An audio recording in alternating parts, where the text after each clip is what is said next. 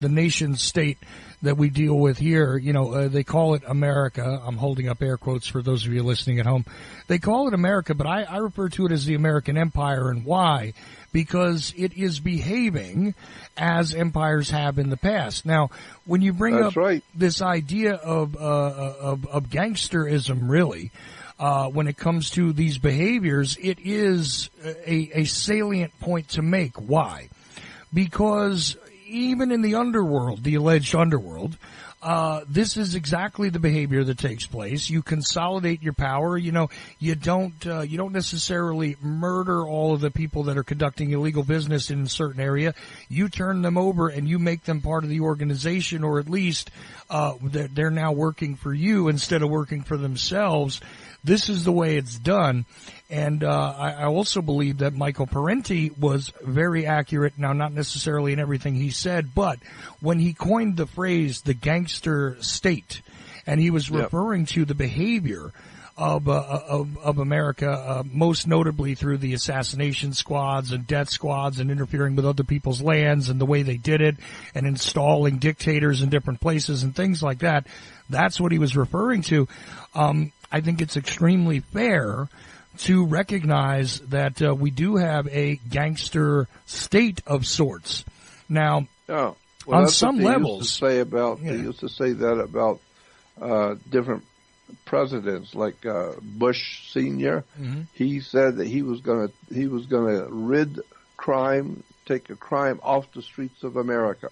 And he did just that. He did take the crime, all the criminal element off the streets of America. He said he was going to do that.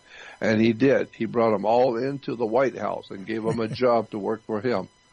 Well, the Bush crime family's model effectively was to do that, and he did take away some of the criminals off the streets, and that would be the criminals that didn't work for him. So that's how he chose them. And it seems to be, again, the model, like you said, and like we talked about with the empires. Here's the thing. You notice when Jordan said that the Roman Empire would go through and adapt these different places. You keep your religion. Hey, you can even keep the guy who's in charge. It doesn't matter.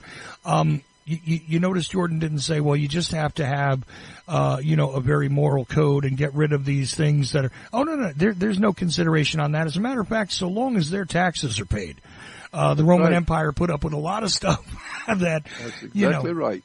As long as you pay your taxes and you come in here, and when we call you, you come in here and you're respectful, and you get on your knees and you show us that you accept us as your masters, that we will bring you in and let you do business, and we will see to it that you are protected and your business is protected and your country gets big grants and big contracts from us, and you are our friends. Like Al Capone used to say, any man who wants to be my friend, I want to be his friend. And if you want to be my enemy, you're going to find out who I really am. You want to be my enemy? Try it, and see how I will react to that. You want to be friends? Good, I'll be your friend.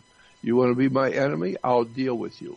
Mm-hmm. And so, this is why I say that the way that America is being run today is a criminal element. It's a whole criminal element going on for power. And it was said many years ago by this German philosopher, can't remember his name right now, but he said when fascism raises its head in your country, it can be quickly brought under control and eradicated. If the government itself is honest and decent, it can do what it needs to do to protect itself from the fascist element.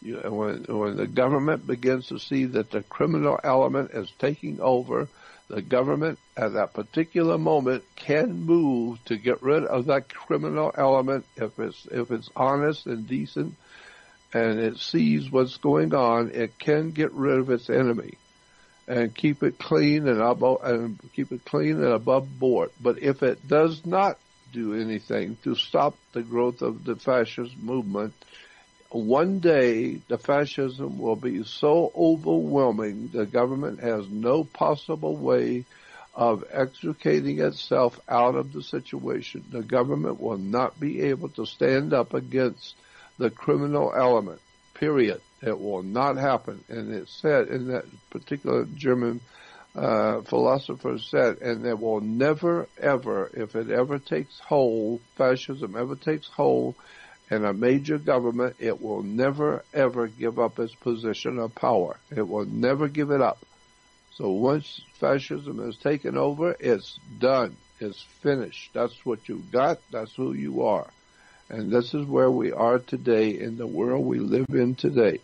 The most powerful government on the face of the earth is the Roman Empire today, which is the U.S., Washington, D.C., and it is purely a criminal, fascist, bloody, criminal element on the earth today.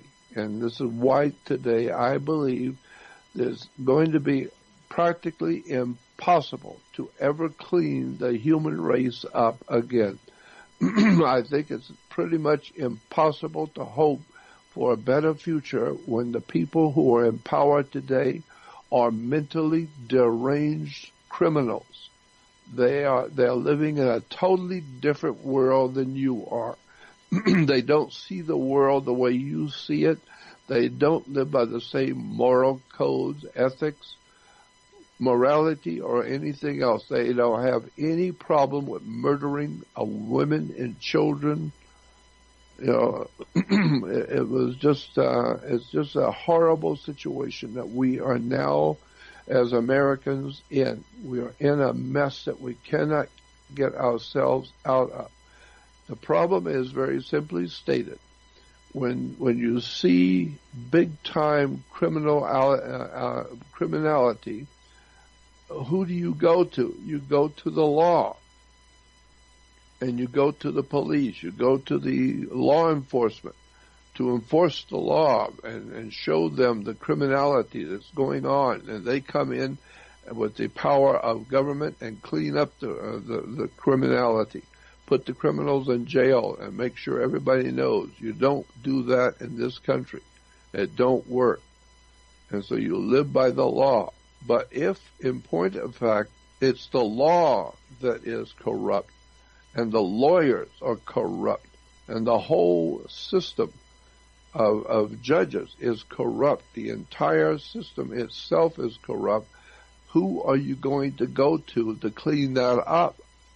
You're going to go to the courts are the corruption. You're gonna take it to the police are corrupted. So if you want to turn to the government to show them the corruption so that they can do something about it, you're going to find out the government itself is promoting the corruption. They are the criminals. And this is why all the criminality works so well, is because the government goes along with it. The government's making money off of it. This is why I think it has been my idea and my thought since back in 88 and 89 when I was giving the lectures on this subject of why we have so much criminality. I believe, is my personal opinion, I believe the United States federal government needs criminality. They need the criminals on the street. They need the violence. They require it. They need it. It's a part of their system to have murderers on the streets. It's part of their system of government to have rapists and murderers out on the streets. That's why you go to prison. You learn how to become a really deadly criminal, and they put you back out on the street. And why do governments need to have criminals on the streets? It's because criminals keep the people frightened. They keep the country frightened. And they keep showing you television shows on television, documentaries on History Channel and all the Discovery Channel. They show you what it's like in prisons. They show you what it's like to be in a gangs and how the gangs live in prisons, and horrible raping and killing and all the violence that goes on in prisons and mafia movies, underworld movies, all the incredible crime that the humans are capable of. They're telling you, here's what you're going to get if you don't go along with us. If you don't do what we tell you to do, we will find you guilty of something, and don't worry about it. We've got plenty of lawyers, and we'll find you guilty of something, and we will throw you into prison, and God help you when you go into prison. Because if you're just a regular, ordinary, working class person on the outside, you have no idea in the world what is waiting for you in a federal and state prisons. So that's why we need the criminality. We need people to be frightened, and then we need them to be frightened in their homes. So that keeps them quiet, that keeps them docile, and so when we have criminals that come out and come into a restaurant and kill 14 people, they get a $25 fine, and they get to go to court, and you never hear about them again. And then they're out on the street the next time, and when you get somebody who's killed 10 people, you find out, well, yeah, but he was arrested 20 years ago for killing 15 people back then, and here he is killing 10 more today. Well, where's he going? Yeah, he's probably just going to get a fine or a ticket and pay a couple $100 fine, or get 2 weeks in a county jail, and then he's out on the street again.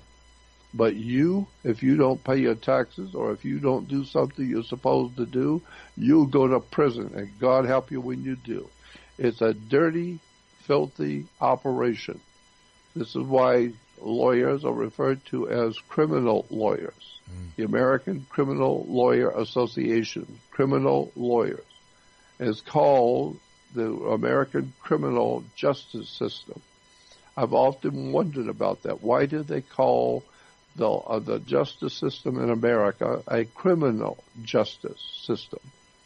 You think about that. American criminal justice? Yes, because the justice is administered by the criminals. And that's why there's so much paying people off, bribery, corruption, sexual bribery, all kinds of blackmailing going on in governments and in courts.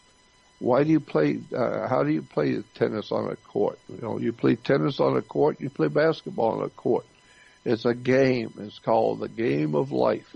Right. You have to know how to play this game, and you have to know what this game is really all about. It's about the control of you. Well, Jordan, why is it important to control you? Because you have been brought up to believe that you are free, and you need to understand in this country you are not free. You are living under a totalitarian fascist dictatorship. In this country of America, you are not free. So when you hear people talk about the land of the free and the home of the brave, you ain't free or brave.